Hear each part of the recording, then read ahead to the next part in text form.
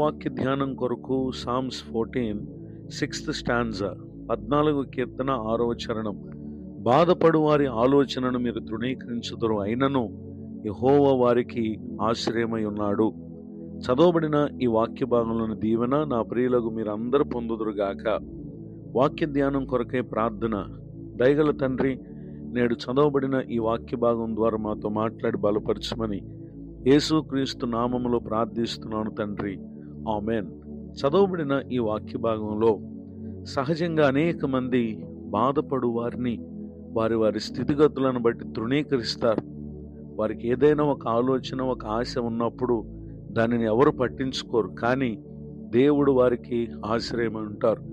పరిశుద్ధ గ్రంథంలో రాయబడిన ఒక సంఘటనను మనం పరిశీలన చేస్తే, gospel of Matthew chapter 20 verse 30 to 32. మత్తయి సువార్త 20వ అధ్యాయము 30 నుండి 32 వచనాలు.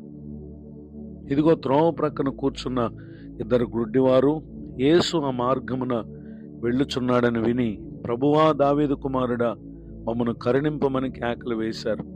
ఓరకుండుడని జనులు వారిని గద్దించారు, కానీ వారు ప్రభువా దావీదు కుమారుడు మమ్మల్ని కరుణింపమని మరి బిగ్గరగా కేకలు వేశారు. యేసు నిలిచి వారిని పిలిచి, నేను మీకు ఏం చేయగోరుచున్నానని ఆయన వారిని అడుగుటని ఇక్కడ మనం గమనించగలం.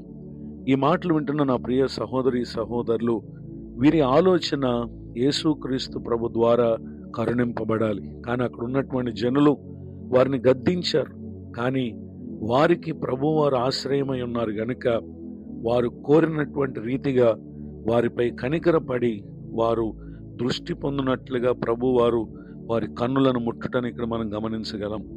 ఈ మాటలు వింటున్నటువంటి నా ప్రియ సహోదరి సహోదరులు, నేడు బాధను అనుభవించుచున్నటువంటి వ్యక్తులుగా మీరున్నారా? మిమ్మల్ని అనేకులను తృణీకరిస్తున్నారా? అధైర్యపడకండి. దేవుని కరుణ కొరకు యేసుక్రీస్తు ప్రభు నందు విశ్వాసం ఉంచి ఆయనను వేడుకొనినట్లయితే నాడు వారికి ఏ విధముగా ప్రభు వారు ఆశ్రయమై ఉన్నారో, ఈ మాటలు వింటున్నటువంటి మీకు కూడా ఆయన ఆశ్రయమై ఉన్నాడు.